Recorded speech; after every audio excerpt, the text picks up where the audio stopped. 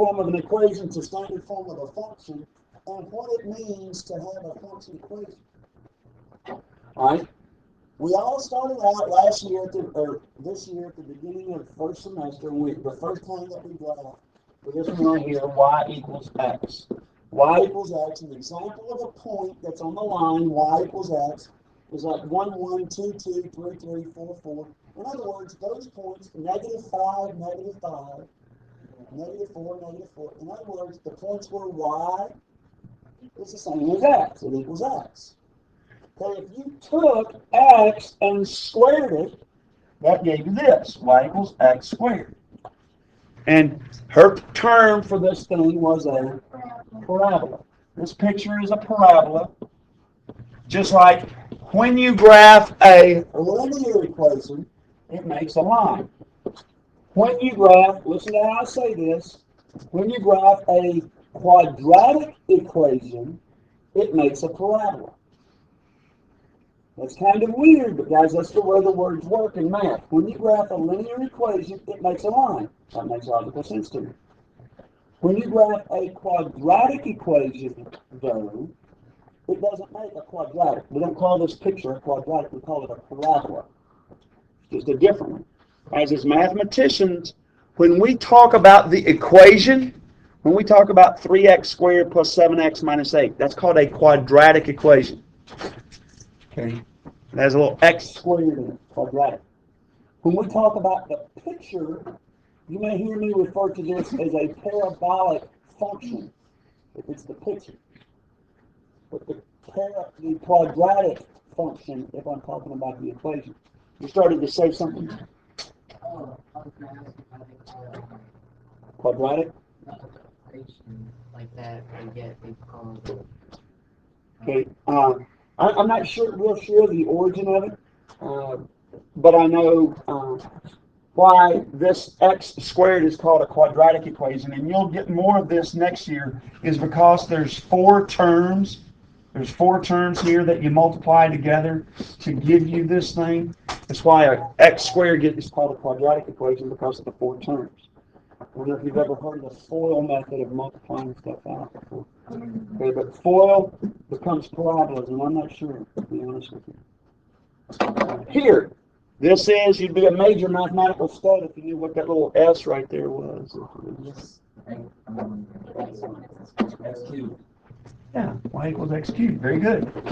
And yes, the next one is a square root. Okay, again, guys, if I wanted to take any of these things and change them from a cubic equation or a square root equation to a square root function, remember, I would take out y and plug in f of x. F of x. Guys, look, this says y equals, it's called a linear equation. If instead I said f of x equals, now it's a linear function. This is a quadratic equation. If I took that out and said g of x equals x squared, now it's called a quadratic function. Y equals x cubed. H of x equals x cubed. Now it's a cubic function. Is a cubic equation a function? Yes. Is it 1-to-1? Yes. This is be a major mathematical study if you do this one. No, but I like how you're thinking right there. It's called a rational expression. A rational expression is y equals 1 over x. The infinity part that she was talking about is this little section right in here. Think about this for a second. This line that I just put through the middle right there is a place where x doesn't have a value on that dotted line. Can you look at this little fraction right here, 1 over x, and tell me what this dotted line represents? It represents the place where x is what value? 0. Can x be 0 in a rational function? No, it can't be 0 because it can't have a 0 underneath. So that's why that has a vertical asymptote. You'll get that as we progress through. As an algebra student, you should be able to look at that picture and know it's y equals 1 over x. You guys said this one, y equals the absolute value of x. Y equals a times b to the x for either one of these, with one of the two being an exponential growth and one of the two being an exponential decay. Do you remember which was which? The one that's pointing negative is decay. So which one's pointing negative? That one's the last one pointing negative. No, the first one positive, second one is negative. The first one is the one that's an exponential growth. This one's an exponential growth, which means the base b is greater than 1.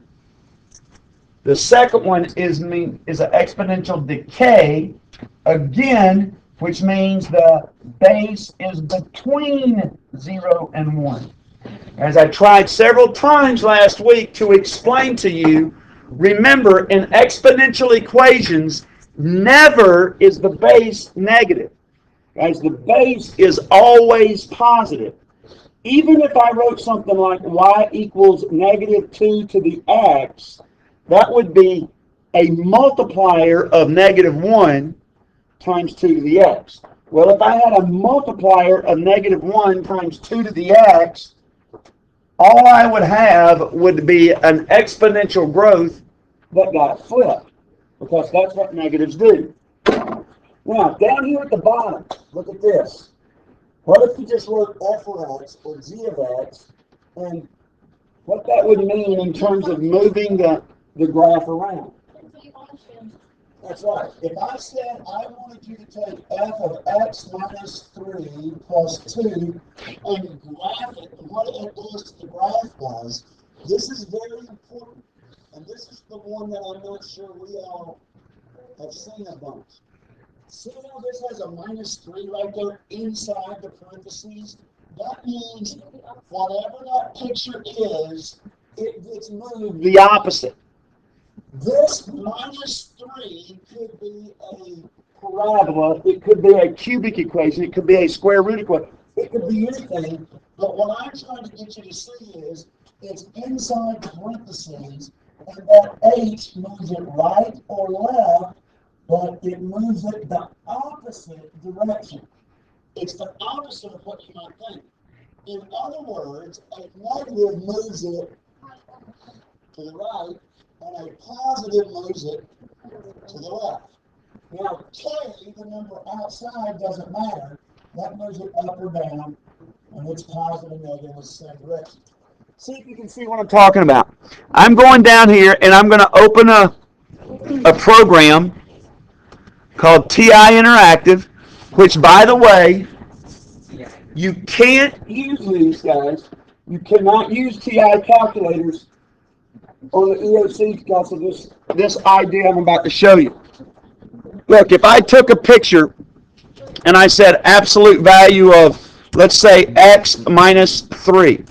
Today, I'm trying to get you to see that the absolute value, guys, the absolute value makes it a v, but the minus 3, while you might think it moves it to the left 3 because it's negative, guys, look down here at the picture. See what happened to the picture? It moves it right. Minus 6. See, it moves it right 6. And it doesn't matter whether that's an absolute value or whether it's an exponential equation, it still moves it right 6. I can make a cubic equation out of it. It's still going to be that S-looking picture over right 6. So plus 7, even though it's positive, and you might think that moves it to the right 7, because it's in the parentheses, it's to the left 7. The number inside the parentheses with it moves it in the opposite direction. Now, if I put a number outside of the parentheses,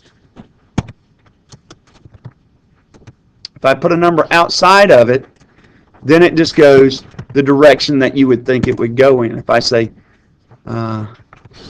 minus 5, that moves it down 5. plus 7. That moves it up. Whoa. Plus 7, it moves it up 7. Okay. So it's only the one that's inside the parentheses. Well, how is it going? Like, why does it drop? Okay. That's a great question. See if you can like visualize this. Remember now what the picture is. Is the picture the value of x, or is the picture the value of y? It's the value of y. The picture. The blue line that you see right there is a picture of the range.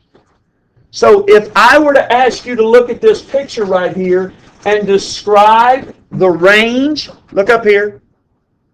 You guys that aren't looking, look. If I said describe the range of this picture would be y is greater than 0. Because that blue line is all above 0. That's what the blue line is it's the y values. Now the x values are the numbers that you plug into the equation. So what is the number that you plug into this equation to get it back to 0? Well, that would be a positive 3.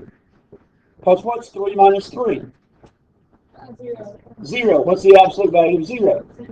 So look, the point positive 3, 0 is right here. And so the only way to get that positive 3, 0 to right there is if the values that you plug into the equation are the opposite of what you need them to be. And then the plus 6 would move this picture up 6 because what causes something to move up and down? The x values or the y values? The y values. Remember, the y-axis is the vertical axis. So when I'm changing something here, look, if I